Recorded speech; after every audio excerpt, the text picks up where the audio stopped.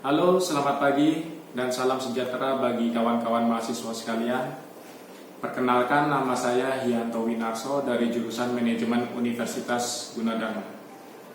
Pada kesempatan kali ini, saya akan membahas tentang sejarah bahasa Indonesia, fungsi dari bahasa Indonesia, dan seberapa pentingnya kita mempelajari bahasa Indonesia itu sendiri.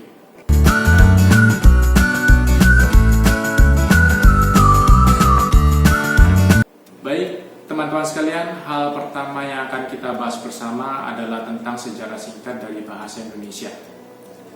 Seperti yang sudah kita ketahui, bahwa bahasa Indonesia adalah bahasa yang digunakan oleh rakyat Indonesia dalam berkomunikasi dan telah menjadi identitas bangsa di antara bangsa-bangsa lain di dunia. Singkatnya, sebelum resmi menjadi bahasa nasional, bahasa Indonesia terlebih dahulu dikenal sebagai bahasa Melayu. Lalu bagaimana sejarahnya hingga bahasa yang kita gunakan adalah bahasa Indonesia? Dan bagaimana pula metamorfosis dari bahasa Indonesia hingga menjadi bahasa yang kita ketahui sekarang ini? Untuk menelusuri bagaimana sejarah perkembangan bahasa Indonesia, kita akan mulai dari sejarah kelahirannya terlebih dahulu. Sejarah kelahiran bahasa Indonesia bermula dari bahasa Melayu tua, yang hingga kini masih dapat diselidiki sebagai peninggalan masa lampau Nusantara. Penelitian lebih lanjut yang dilakukan para ahli bahkan menemukan bahwa bahasa Austronesia ini masih memiliki hubungan kekeluargaan dengan bahasa-bahasa lain yang dipergunakan di daratan Asia Tenggara. Bahkan pada zaman dulu, bahasa Melayu ini merupakan bahasa penghubung antar bangsa. Hal tersebut dibuktikan dengan keberadaan prasasti Kedukan Bukit, Talang Tuo, Kota Kapur, Karabarahi yang menggunakan bahasa serupa. Piga Verta, seorang berkebangsaan Eropa yang mengikuti perjalanan Magellan mengelilingi dunia, bahkan menuliskan kata-kata Melayu ketika kapalnya berlabuh di Tidore pada tahun 1521. Jadi, hal tersebut merupakan bukti yang kuat bahwa bahasa Melayu pada zaman itu sudah menyebar luas hingga ke daerah Nusantara yang berada jauh di bagian timur, dan juga membuktikan bahwa bahasa Melayu sudah memiliki kedudukan yang luar biasa di tengah-tengah masyarakat Nusantara. Kemudian pada tanggal 28 Oktober 1928, bahasa Indonesia diikrarkan menjadi bahasa persatuan atau bahasa nasional melalui Ikrar Sumpah Pemuda. Keinginan untuk memiliki semangat juang bersama agar merasa terikat dalam satu bangsa dan bahasa adalah latar belakang dari ikrar ini.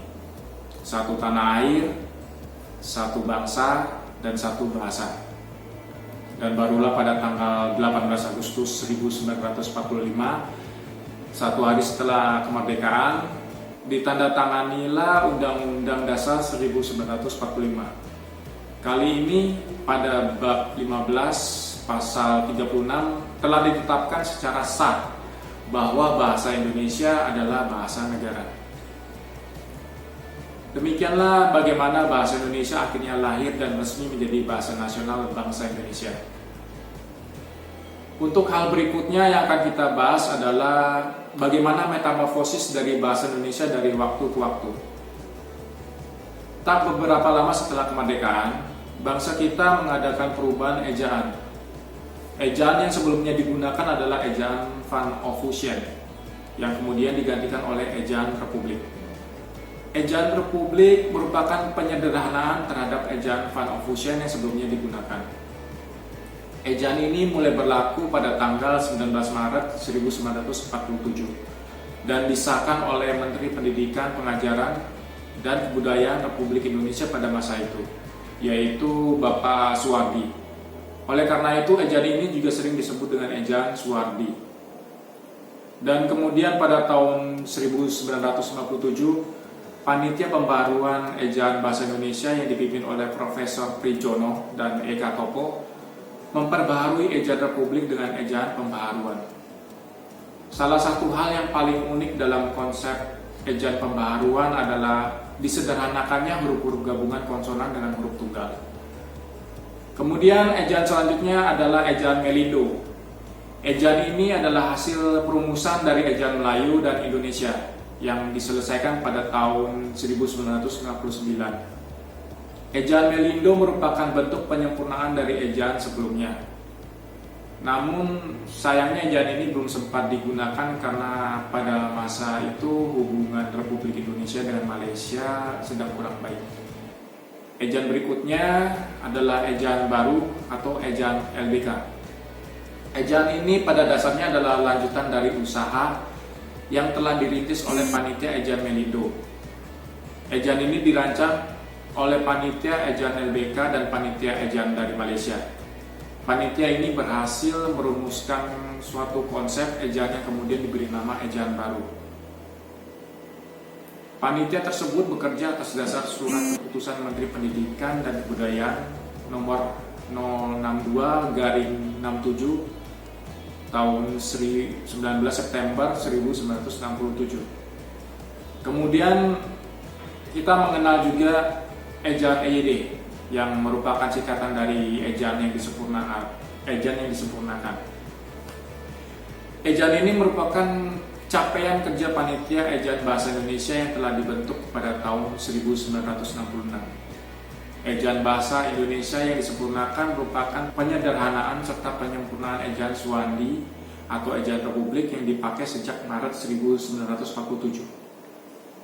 Ejaan ini diresmikan bertepatan dengan hari ulang tahun kemerdekaan Republik Indonesia yang ke-27 tanggal 17 Agustus 1972 melalui keputusan Presiden nomor 57 tahun 1972. Beberapa kebijakan baru yang ditetapkan dalam EYD adalah huruf F, V, dan Z yang merupakan unsur serapan dari bahasa asing diresmikan pemakaiannya, seperti yang terdapat pada kata valuta, universitas, zakat, dan hasanah. Lalu huruf Q dan X yang lazimnya digunakan dalam bidang ilmu pengetahuan tetap digunakan. Sebagai contoh kata furqan dan xenon. Kemudian untuk penulisan di sebagai awalan dibedakan dengan di yang merupakan kata depan. Sebagai awalan, di ditulis seringkali dengan unsur yang menyertainya, sedangkan di sebagai kata depan ditulis terpisah dari kata yang mengikutinya. Kebijakan baru selanjutnya adalah kata ulang ditulis dengan mengulang unsur-unsurnya. Angka 2 tidak digunakan sebagai penanda pengulangan. Misalnya pada kata anak-anak, bersalam-salaman, dan lain sebagainya. Lalu berikutnya ada Panduan Umum Ejaan Bahasa Indonesia atau PUEB yang merupakan ejaan terbaru dan diresmikan pada tahun 2015 yang lalu. Ejaan ini adalah pengganti EYD berlandaskan Peraturan Menteri Pendidikan dan Kebudayaan RI nomor 50 tahun 2015. EB dibangun atas dasar EYD sebelumnya. Hanya terdapat beberapa penambahan aturan dalam penulisan. Perbedaan utama ejaan bahasa Indonesia dengan ejaan yang disempurnakan adalah penambahan huruf vokal diftong. Pada EYD, huruf diftong hanya 3, yaitu I, au, dan oi. Sedangkan pada EB, huruf diftong ditambah 1, yaitu e. Misalnya pada kata geyser dan survei. Penggunaan huruf kapital pada EYD tidak diatur bahwa huruf kapital digunakan untuk menulis unsur julukan. Sedangkan dalam EB, unsur julukan diatur dan ditulis dengan awal huruf kapital. Kemudian penggunaan huruf tebal dalam EYD, fungsi huruf tebal ada 3, yaitu menuliskan judul buku, bab, dan semacamnya, mengkhususkan huruf, serta menulis lema dan sublema dalam kamus. Dalam EB, fungsi ketiga dihapus. Oke, baik teman-teman mahasiswa sekalian, sekarang kita beralih pada pokok pembahasan selanjutnya.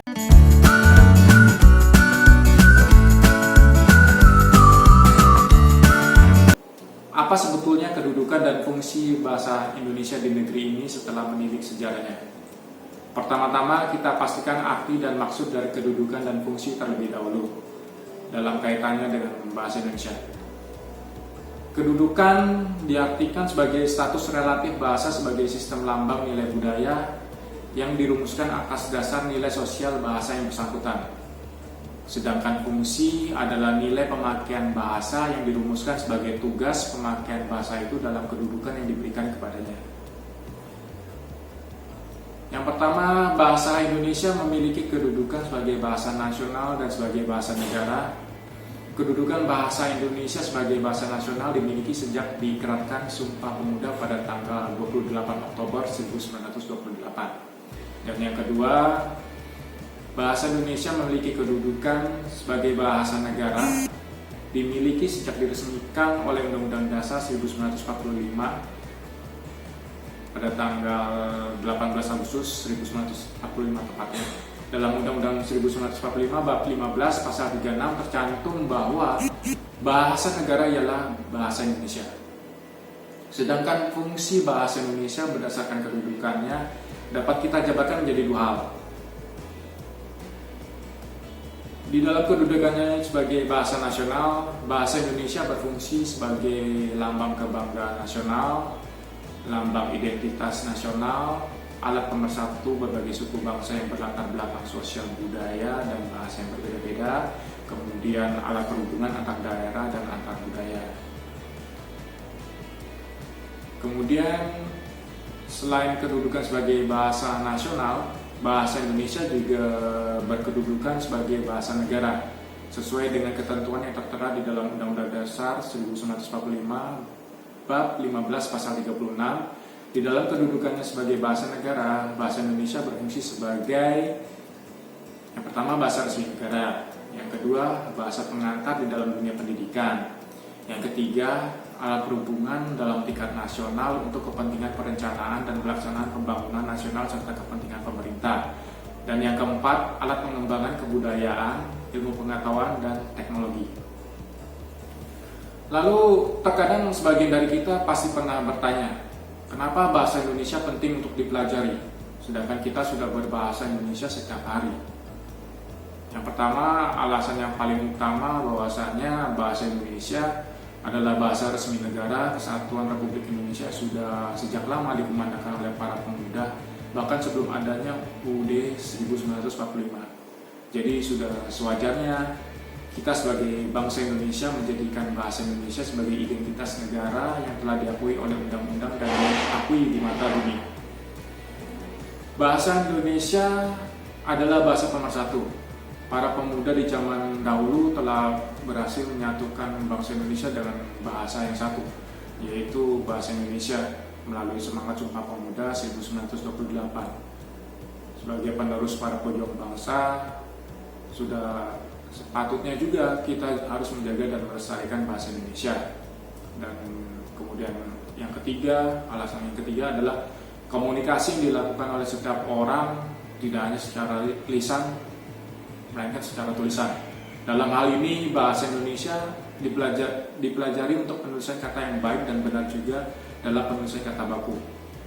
Tidak mungkin kita menulis surat resmi dengan kata-kata yang berantakan, ataupun dengan menggunakan bahasa lisan yang tidak ada intonasi, nada bicara, ataupun mimik wajah. Hal ini akan mencegah terjadinya ambigu atau memiliki beberapa arti karena kata-kata yang kita tulis sulit untuk dimengerti oleh orang lain. Mempelajari bahasa Indonesia dalam hal ini berfungsi agar tidak ada kesalahpahaman. Kemudian alasan yang keempat adalah ketidakmampuan dalam berbahasa Indonesia akan menyebabkan kita menjadi orang yang buta informasi dan juga buta kemajuan zaman. Lebih dari itu, kita tidak akan mampu membagi ilmu dan informasi dengan orang lain. Oke, baiklah teman-teman mahasiswa sekalian, itulah tadi diskusi singkat dan pembahasan mengenai sejarah bahasa Indonesia serta fungsi dan kedudukannya. Mudah-mudahan bermanfaat untuk teman-teman mahasiswa sekalian. Sampai jumpa lagi di pembahasan yang akan datang. Saya Yanto Winarso, sekian dan terima kasih. Salam.